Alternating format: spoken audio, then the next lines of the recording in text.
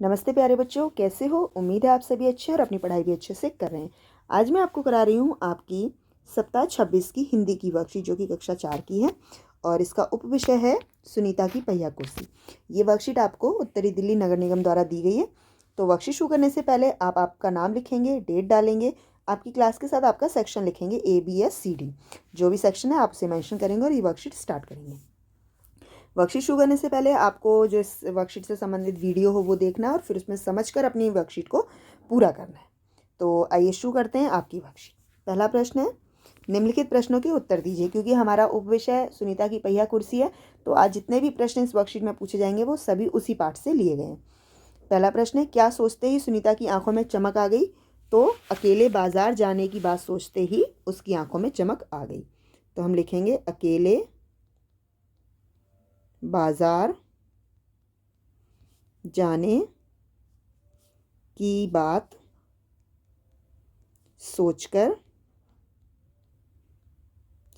उसकी आंखों में चमक आ गई। उसकी आंखों में चमक आ गई।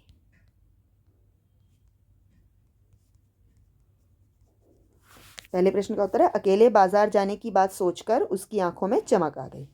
अगला प्रश्न है हमारा, अगला प्रश्न है, सुनीता को क्या देखने में मज़ा आता था? तो सुनीता को सड़क की ज़िंदगी देखने में मज़ा आता था।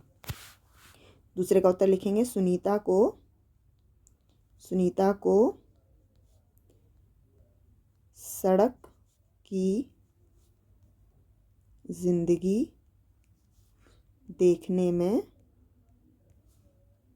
में मज़ा आता था। ठीक है, जब वो सड़क पर लोगों को, बच्चों को खेलते हुए देखती थी, वो देखकर उसे बहुत मज़ा आता था। सड़क के किनारे खेलते हुए बच्चों को देखकर सुनीता उदास क्यों हो गई? क्योंकि वो भी उनके साथ खेलना चाहती थी। तो लिखेंगे सड़क के किनारे खेलते हुए बच्चों को देखकर सुनीता उदास हो गई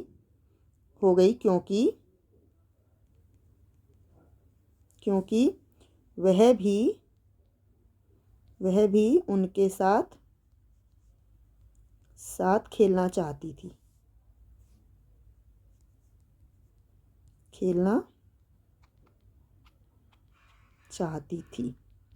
वो भी उनके साथ खेलना चाहती थी, इसलिए वो उदास हो गई।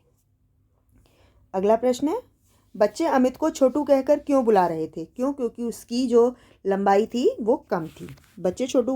बच्चे अमित को छोटू कहकर बुला रहे थे क्योंकि अमित की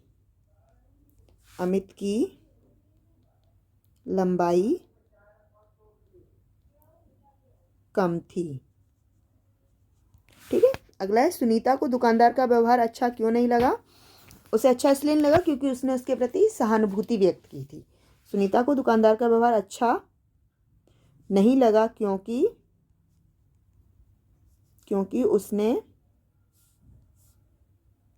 उसने उसके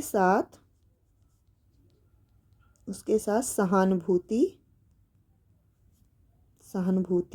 दिखाई थी।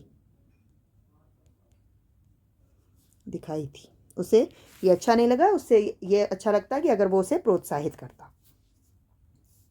अगला प्रश्न है, किसने किससे कहा? किसने और किससे कहा? तो पहला वाक्य है, माँ बाजार से क्या क्या लाना है? ये बात सुनीता ने माँ से कही।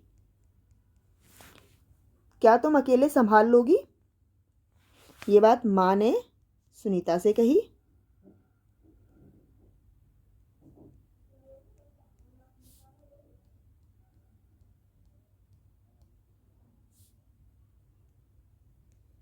अगला है, तुम्हारे पास ये अजीब सी चीज क्या है? ये फरीदा ने सुनीता से कही। शायद तुम्हारी पहिया कुर्सी के कारण ही वे ऐसा व्यवहार करते हैं।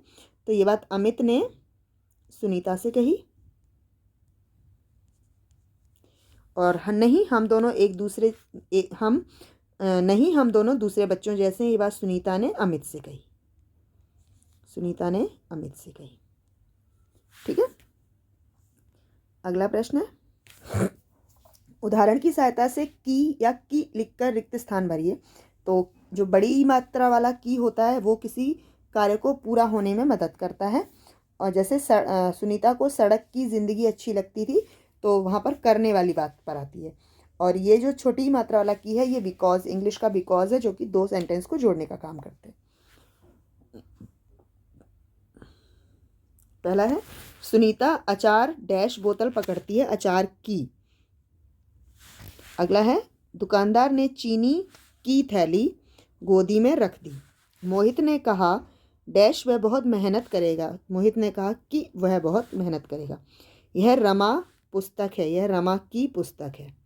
यहाँ पुस्तक है के बाद पूर्ण विराम लगा लेना। गांधी जी कहते थे डैश हिंसा नहीं करनी चाहिए।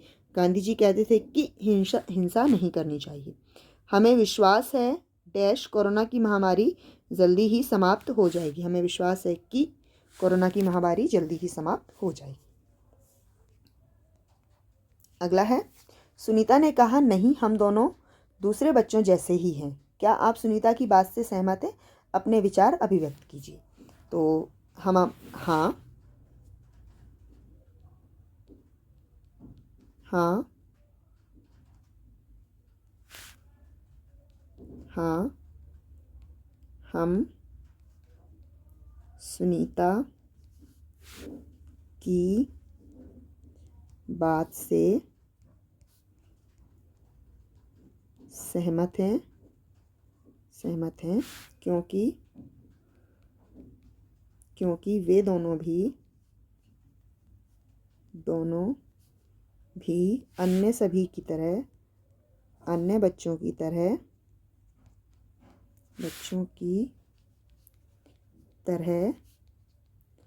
सभी कार्य कर सकते हैं। ठीक है, हम उसके विचार से सहमत हैं क्योंकि वो भी अन्य बच्चों की तरह सभी कार्य कर सकते हैं। थोड़ा कार्य करने का तरीका अलग हो सकता है, लेकिन कार्य में कोई फर्क नहीं होगा। अगला है आपको हर रोज एक राइटिंग सुलेख लिखनी है। उसमें आए कुछ नए शब्दों को ढूंढना है और उनका अभ्यास करना है। यह आपकी संस्कारशाला है जिसमें आपको खेल खेलना है। पानी के तौर पर जो खाना पीना है वो नारियल पानी और लस्सी पीनी है।